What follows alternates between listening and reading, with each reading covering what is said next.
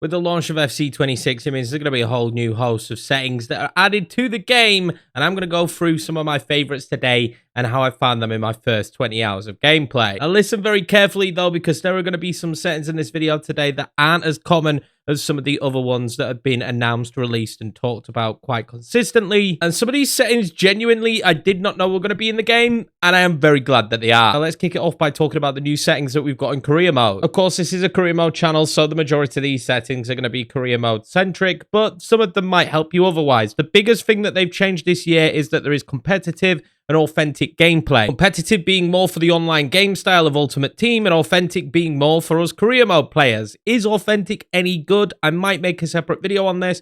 My initial thought process is, yes, authentic is very good.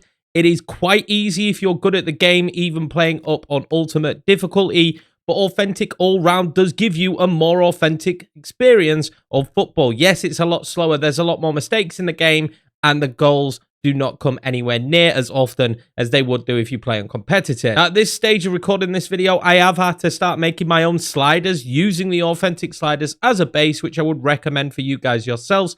Yes, this is pretty frustrating, but hopefully over time, authentic will get improved. We will see patches and we will see improvements, especially to the way that the AI behave, their aggressiveness in terms of coming forward with the ball and trying to win matches. But nonetheless, authentic is a lot of fun. I've played 20 hours in the first 7 days of me having this game while working for 6 of those days. I've come home, I've sat down, and I've played every single night. On other FIFAs, at this stage by now, I would still already be finding a lot of issues and frustrations with the game, but for some strange reason, I'm really enjoying it this year, and I think they should be praised for putting the effort in to at least having this game mode in the game, and it's definitely a starting block for them to work on this further. And the next new setting I want to talk about is deeper simulation. You've got to have this one turned on. If you don't, I don't understand why you wouldn't. I think it might make the simming slower, but who genuinely cares about that? I've had no issues in terms of speed on this game so far. You're going to be able to pick 5 leagues outside of your own league to choose for deeper simulation. If you're doing in England and you're a smaller side, you could pick Championship, you could pick League 1, League 2, League N. Whatever you want to pick to put in here for your deeper simulation, you're going to get simulated stats then from the season prior of all the players playing in that league. You're also going to get all the cup competitions in that league. I think this is absolutely fantastic, and once again, a step in the right direction. We are not going to go from a game mode and career mode that we had last year, which I felt was very lacking, all the way to the depth of a football manager in the space of 1 year. It's going to take time to build upon that, and this is a very good stepping stone in the right direction. I've wanted deeper and detailed stats for a long time. You can see what form a player's in, if they're playing well for their current team, which kind of gives you the opportunity to decide if they would sign for you or if they're actually performing extremely well at a different team that they probably wouldn't leave. It also lets you kind of moneyball in your saves because you'll be able to judge and sign players based off their stats. Deeper simulation is one of the better new settings in the game this year. In fact, every setting I'm going to talk about in this video is good. The next setting is manager market. In my opinion, again, another huge win from EA. This is a fantastic addition to the game and something, again, they can build on. The manager market is going to show you all the managers from each team and then the managers leaving those said teams. They're going to have a tactic that they prefer to use, whether it be possession, high pressing, wing, standard, counter-attack, all of the usual ones that you can use. You're also going to be labeled for the one you use. They're going to have a job security. This is very football manager-esque, and then they're also going to have a likelihood for hiring you. Unlikely for Manchester City, unlikely for Arsenal, unlikely for Liverpool, but the rest are pretty certain right now. I want to see some strictness come into this as time goes on, but nonetheless, this is absolutely fantastic. Now, I haven't really seen any movements in the manager market so far. As you will see, every manager is still part of the Premier League, and I'm not sure what managers replace the managers that are in there right now. But we can go through the leagues and see who is actually managing some of these teams, and it's going to be pretty interesting. As we already see, there has been a few changes in the Championship as it starts right now. Now, some of these managers are definitely going to be random.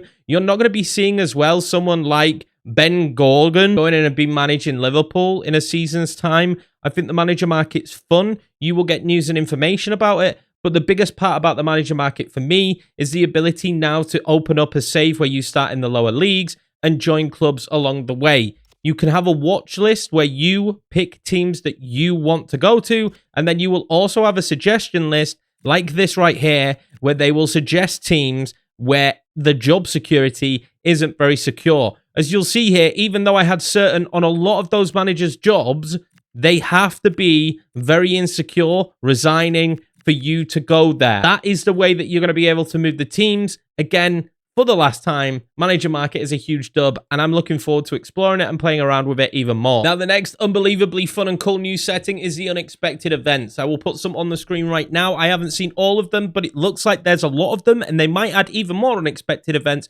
as the year goes on. These add an extra spice to your career mode save and force you into decisions that you wouldn't normally make, which I think is absolutely fantastic. It allows you to play career mode with storylines without having to create your own storylines. This is something I wanted in career mode for the longest time, is that it just wouldn't be so easy for you to walk through. This changes things up, whether it be a player who's homesick, a player who wants to leave the club, a player who's refusing to sign a new contract, someone who's spreading illness in the club, someone who doesn't turn up to training, someone who actually has a career-ending injury. These are just a few of the scenarios and situations you can find yourself in as a manager, like you would do in real life. This is a must turn on for me in career mode, and from my experience so far, I would have it at high. This could be patched where high actually means high, but so far in my Leeds United career mode, in I think the 6 months of gameplay, we've only had 2 unexpected events, and it was just a sickness bug for one of them, and then I think the other one was someone who didn't want to sign a new contract, but he was a want-away player already that we were letting leave the club. None of them have massively really impacted my team so far, but I'm hoping in the future they definitely will do and force me into making different decisions, thus making my career mode feel unique to me. Speaking about unique career modes as well, I can't remember if this has been in before, but points deduction is in the game this year. You can do 3 points, 5 points, 10 points, 15 points, and 20 points. This is actually really interesting. Imagine Man City actually get punished and have a 20-point deduction. You can choose to do that. You can add all these new scenarios into your save to help you build more and more storylines. You could do this with several different clubs. You do this with any damn club that you choose to do it with. I think any tool that they give us in the game to allow us to add more story and background to the idea of our save is the most important thing. The heartbeat of the career mode community, for me, in my opinion, is being able to create these unique and fun saves and storylines in our head. All the tools that EA give us in order for us to create them in-game, I am all for. I am more than happy to see that these decisions have been made. All in all, on these new settings, I have to say, this is a huge upgrade to career mode this year. If you're someone who normally skips the game, this would not be a year to skip the game, in my opinion. Now, with all the really cool career mode settings out of the way, I've got a couple of settings that you will find in the menus that you definitely wouldn't have stumbled upon yourself, unless you was really looking for them. I'm very, very lucky that I share my save on YouTube. If you are new to this channel and you like what you see and you want to see some more career mode content, make sure to check that out on the channel. Smash subscribe. Hit the like button if this video helped you. While you hit the like button, the more people get to see this and it might help them in their saves. But basically what I'm going to show you is help from my community and showing me these settings for the first time. Now, if you're like me and you really like the match day experience when playing a career mode, you like to feel those rivalry games, you love the intensity of the crowd when you score a goal, this setting is for you. It's called Beyond Broadcast. This one can be found in the audio settings on the main menu and probably in career mode. I'm not sure. I just know you can definitely find it in the main menu. Enabling this setting will raise the intensity and overall atmosphere of the crowd during gameplay to levels beyond typical broadcast. It is absolutely fantastic to hear the Leeds United fans in our save chanting the songs that I would hear when I am at the ground. I have loved every single minute of having those extra sounds on, from the goals and the limbs from the Leeds fans to just the chants. This is a must turn on for me if you really do feel like you need an atmosphere in your save. This is going to enhance it massively. Turn it on now. Now, this last setting is definitely going to be dependent on you, whether this is something you like or don't like in the game, but I absolutely cannot stand the POV cameras.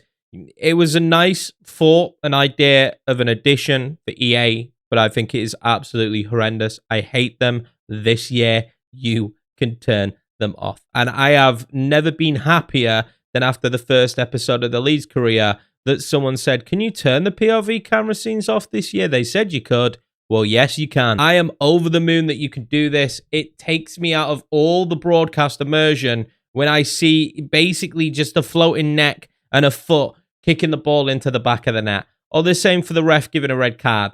I honestly, I like the idea. Look, and when you're trying to innovate and you're trying to create new stuff and try new stuff, I completely get why EA did it, but it sucked. It was horrendous in my opinion. And being able to turn this off is fantastic. This is one I definitely would have never found either. So I'm hoping that this helps you with turning this setting off. But that's it with most of the new settings, especially the ones that I like. Anything Ultimate Team, I've not really touched yet, so I would have no idea. These are just the settings that I've used in order for me to enjoy career mode and in order for me to enjoy the experience of playing the game in terms of the actual gameplay and broadcast experience. I'm going to say this one more time at the end of this video. In the full review, I might have a different answer, but after 20 hours of last year's game, I was near enough ready to pack up, throw the PC out the window, and never make a YouTube video again. But this year, after 20 hours, I can't wait to sit down and play again. In fact, it's very early in the morning right now, and I'm sat here making this video because I'm enjoying the game, and I want you guys to enjoy it too. So that kind of shows you where I'm at with the state of the game this year. There's always going to be issues with any video game. It's a video game made by human beings. But I'm never going to be angry at a group of people that actually decide to try and cook up something good. They've got something pretty good so far this year. This is the best FIFA I've played in a long time. I'm very happy with it. And I'm very happy with some of these settings that we've got. They're absolutely fantastic. I hope this video helped you. I hope it helps you with your career mode. If you've only just got this game, I hope you're enjoying yourself and some of these settings help you set up a perfect save for you. That's it for this video. Thank you very much for the love. You know what to do. Smash that subscribe button. Come and join the family, and I'll see you in the next video.